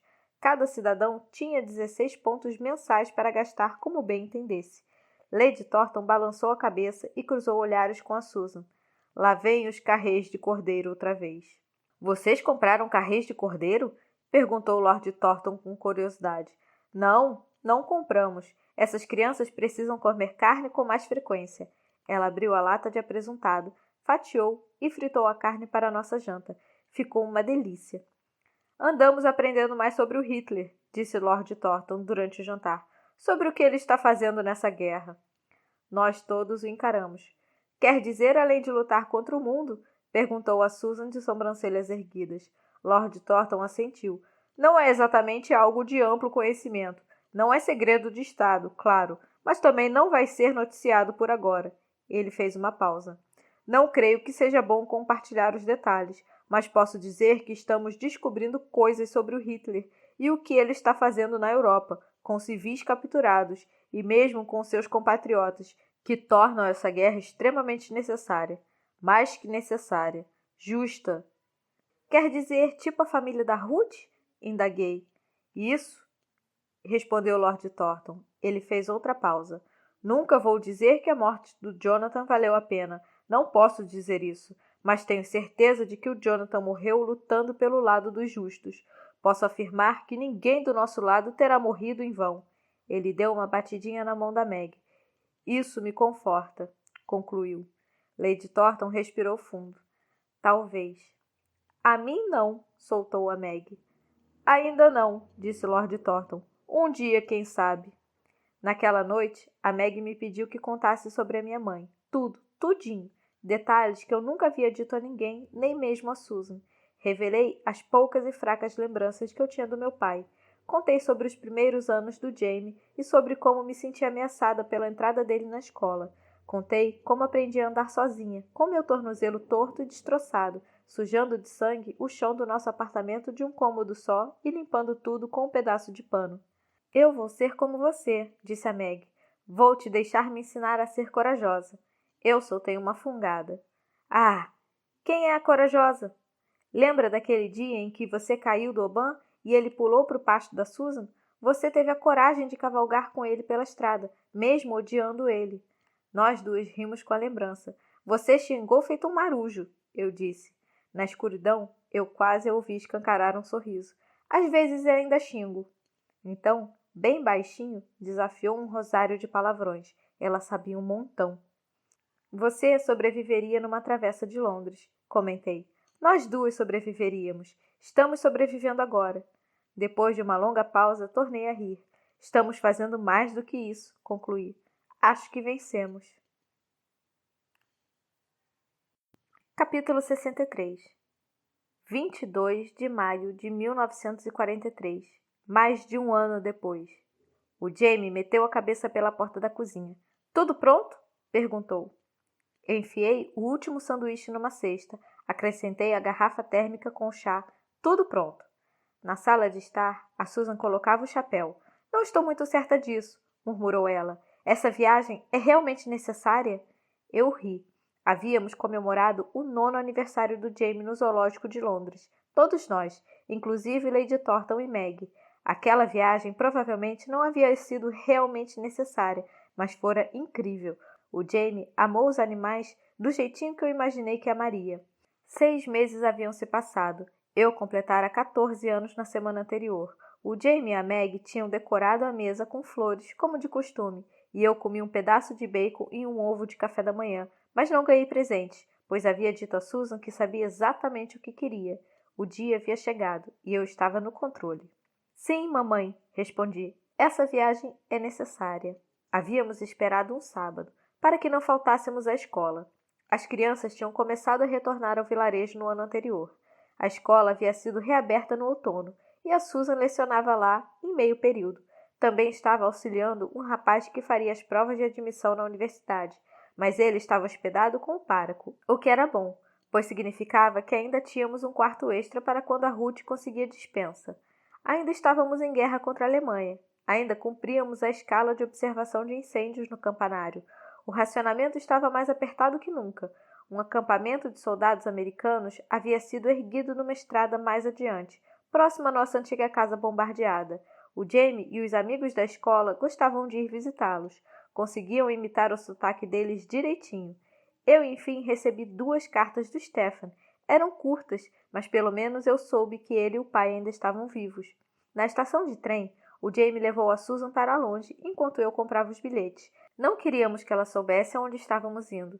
Espero que não seja uma excursão noturna, disse ela. Nós dois apenas sorrimos. Pela janela do trem, as colinas seguiam deslizando, verdinhas com a grama da primavera. Imaginei se a Susan conhecia o caminho a ponto de adivinhar onde estávamos indo, mas achei que não, pois ela empalideceu ao ouvir o condutor anunciar a parada na cidade natal da Beck. Seu sorriso murchou. Não tenho certeza se... Eu puxei o braço dela. Venha. Eu também quero ver ela, disse o Jamie. A igreja da cidade da Beck era maior do que a nossa, mas feita das mesmas pedras marrons, e o cemitério era circundado pelo mesmo tipo de mureta. As lápides pareciam a do nosso cemitério, enfileiradas no gramado com perfeição e altivez. Eu nem sei onde ela está, disse a Susan. Caminhamos devagar, lendo todos os nomes, até que a encontramos. Rebecca Daphne Montgomery, 11 de abril de 1909, 5 de setembro de 1936. Filha amada, amiga amada. A lápide da Beck parecia qualquer outra. Nada tinha de especial. Sobre aquela terra, no entanto, jazia a Beck, ou pelo menos seus restos mortais. Sua alma, claro, estava no céu. Eu havia decidido acreditar no céu. Gostava de pensar que a mãe estava lá, enfim, tranquila e feliz, plenamente capacitada por toda a eternidade, junto ao Jonathan, a avó da Ruth e a família do Stephen. Abri a cesta dos sanduíches e retirei as flores que havia colhido das sebes naquela manhã. Estavam enlameadas e moles, o tipo de flor que tínhamos que nos virar na guerra. Deitei as flores na base da lápide da Beck. O Jamie enfiou a mão no bolso, apanhou um soldadinho de lata e acomodou ao lado das flores. A Susan enxugou os olhos. Quer fazer uma prece ou coisa assim? Perguntei. Ela assentiu. Nós nos afastamos um pouco para lhe dar privacidade. Olha, disse o Jamie, apontando para o túmulo ao lado. Tem o mesmo sobrenome. Robert Nathaniel Montgomery, 24 de junho de 1881.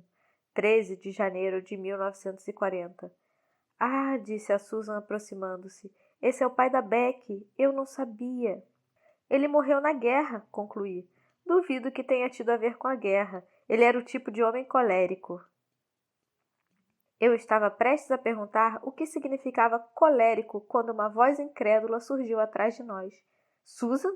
Susan Smith? É você? Nós nos viramos e vimos uma senhora pequena, de cabelos grisalhos, segurando um buquê de rosas. Encarava a Susan. A Susan corou. Ah, desculpe, me desculpe, senhora Montgomery, Eu já tinha perdido as esperanças de voltar a te ver, disse a mulher. Achei que nunca viria. Ela encarou Jamie com um olhar intenso, que então voltou a mim. Quem são esses? Esses são Ada e Jamie, meus. Eu nunca tinha visto a Susan tão pouco à vontade. Meus filhos, da guerra. Ela apontou para o túmulo de Robert Montgomery. Eu lamento muito. Não sabia. Teria escrito um bilhete. A mulher assentiu. Eu devia ter me comunicado. Afinal de contas, sabia o seu endereço. A Susan ficou ainda mais corada. A casa da Beck. Claro. Não moramos mais lá. A casa foi atingida, infelizmente. Ruína total. A senhora Montgomery soltou um gemido exasperado. Essa guerra maldita. Eu sabia que devia ter escrito. Acho que estava esperando que você desse o primeiro passo. Como você nunca veio visitar, imaginei que tivesse seguido em frente. Achei que não fossem querer minha visita, respondeu a Susan. Achei que não seria bem-vinda. A senhora Montgomery prendeu a respiração. Talvez da parte do meu marido, admito. Mas você e eu, a gente sempre se sentou no jardim, você sabe. A gente podia ter conversado sobre ela. Eu teria gostado. Podemos fazer isso agora, eu intervim. A gente também amava Beck, acrescentou Jamie.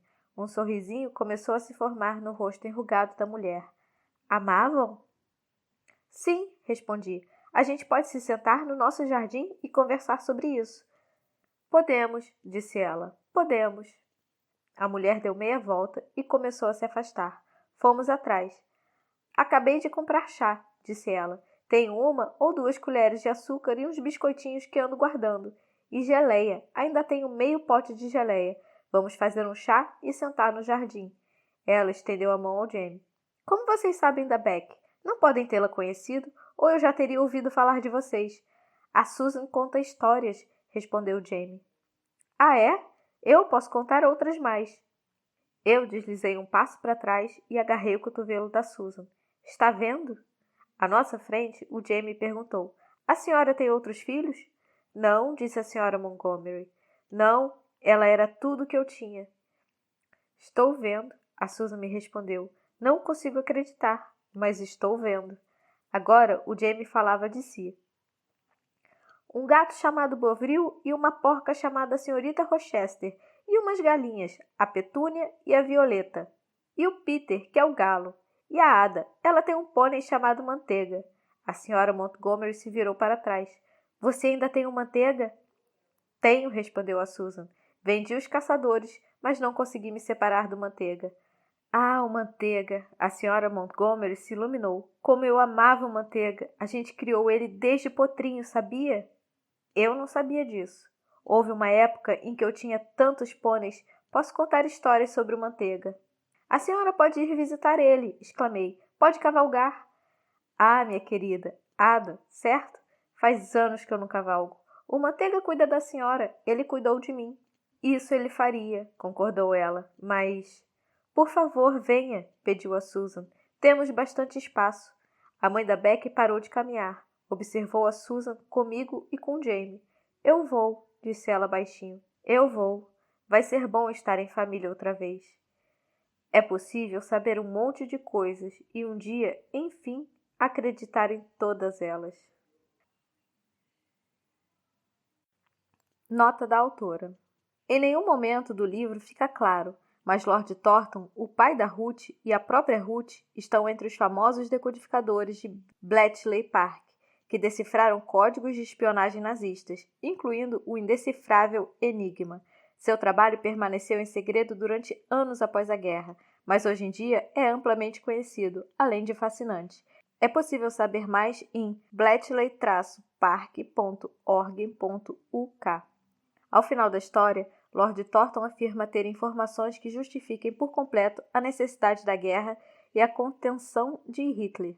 Embora as leis de Hitler contra os judeus e outros grupos considerados indesejáveis fossem amplamente conhecidas desde o início da guerra, apenas mais tarde e gradualmente vieram à tona as verdades a respeito do Holocausto e dos campos de extermínio alemães. Em julho de 1942, no entanto, o London Daily Telegraph noticiou que mais de 1 milhão de judeus haviam sido mortos pelos nazistas, começando a revelar, em um nível governamental, o completo horror do genocídio. O Holocausto é um tema de pesquisa difícil e dolorosa, porém muito importante. Um bom ponto de partida é o yadvashem.org, o memorial oficial de Israel às vítimas do Holocausto. Foi iniciado em 1953 como espaço de documentação, pesquisa, educação e memoração a respeito dessa tragédia. Fim do livro A Guerra que Me Ensinou a Viver.